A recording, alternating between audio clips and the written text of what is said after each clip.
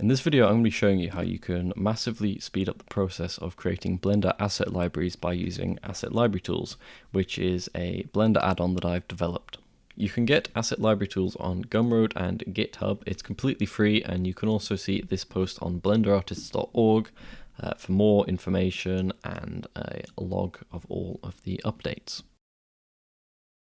So, the batch asset downloader is probably my favorite feature of this add-on. And what the batch asset downloader does is it downloads textures in great big batches from a website called ambientcg.com, also known as cc0textures.com. Pretty easy to use, but it does require a bit of explanation to understand. So, first of all, you've got save location.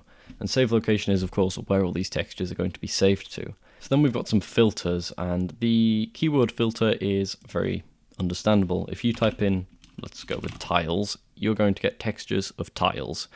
Now, attribute filter is a bit more complicated, and I'm actually going to change this menu at some point, but that's not going to be for a while, so it's fine.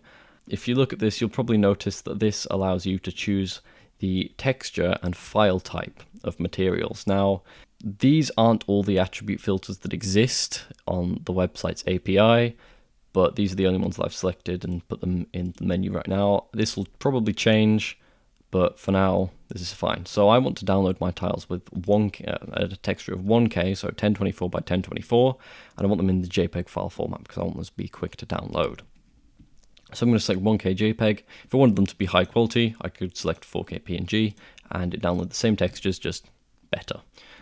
So the final filter is extension filter. If you're downloading textures and you're using an attribute filter, you don't need to change this. If you want to download specifically SBSAR files, then you would do that and set this to none, and you would download SBSAR files. It's a bit of a pain to use, but that's because generally you're not going to be using these. You're just going to be using none or zip. Either way, if you use none or zip, you will download PBR textures.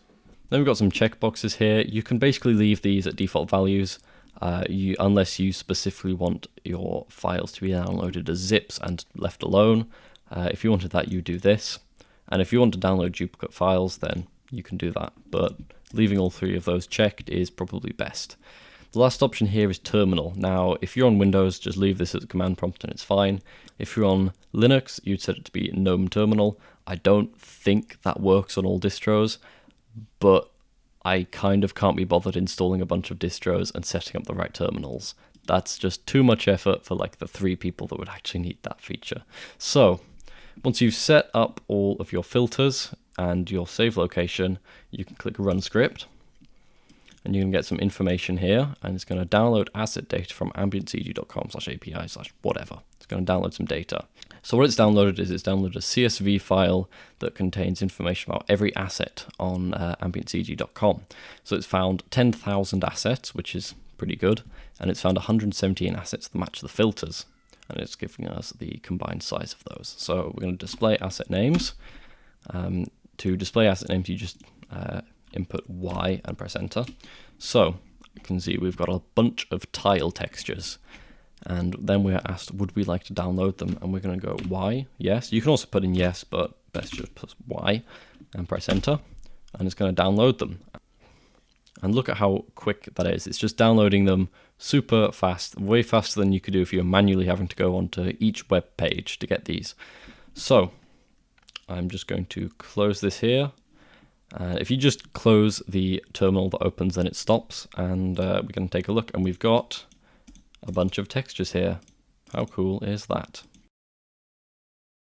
So the batch PBR texture import section of this add-on is very, very helpful. It hugely speeds up the process of making material libraries, like hugely.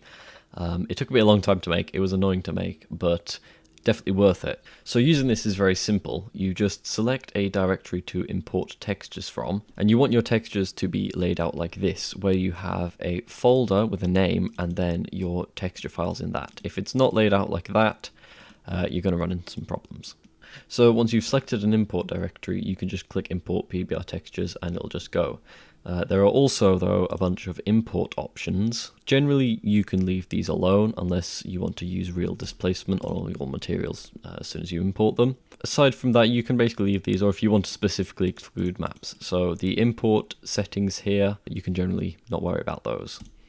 And then we can just click Import PBR Textures, and 11 materials imported, and we can just select our beautiful Suzanne and use any of these textures. Just like that. Super, super quick.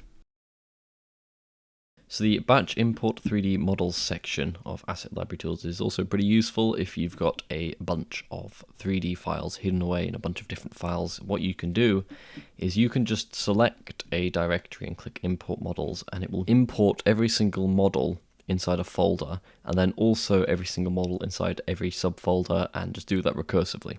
For example, if I just, set my path to be C, this would search my entire computer for 3D models and import them. That would be a terrible idea, but if I wanted to, I could. We've got import options, so you can choose to exclude any types of files. This imports multiple file types at once, and you can also hide models straight after they're imported. So it's got some, if you hover over that, it's got some information about why that's a setting.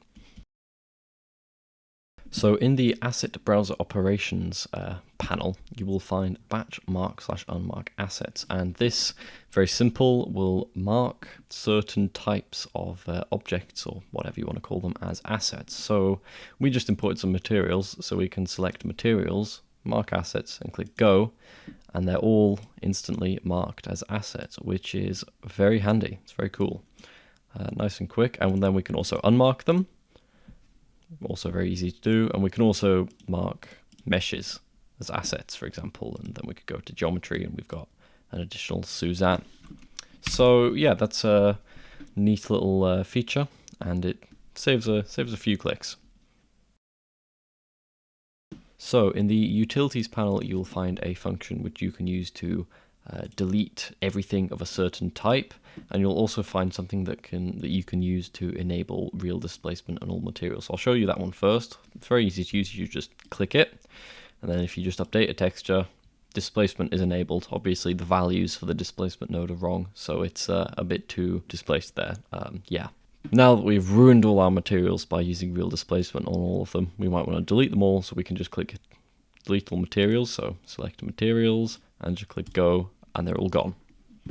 So very easy to use, and we can also do objects, and then all our objects are gone, of course, including the camera, lighting, everything.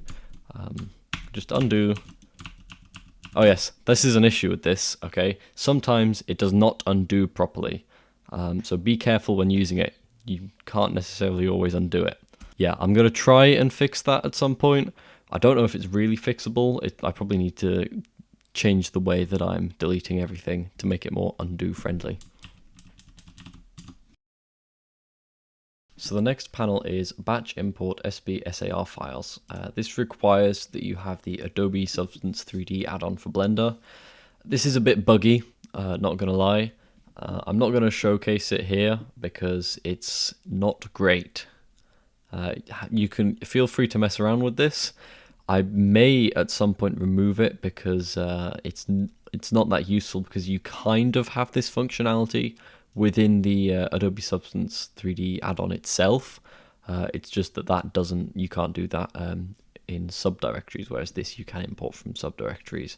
But that's the only advantage it has, so I may or may not keep this in the add-on when I release its final version, or the full release version rather. So there we go, I'm finally done making this video now. It's taken me a long time, so please subscribe and leave a like. I'll be releasing some more videos about this add-on as I update it, so every major update I'll probably make a video on what I've changed, and of course I'll be releasing other Blender videos, so make sure to subscribe to see those. So yeah, I hope Asset Library Tools is helpful. If you have any issues, comment. If you have any suggestions, comment. If you just want to comment, just comment. Comments are cool. Alright, goodbye.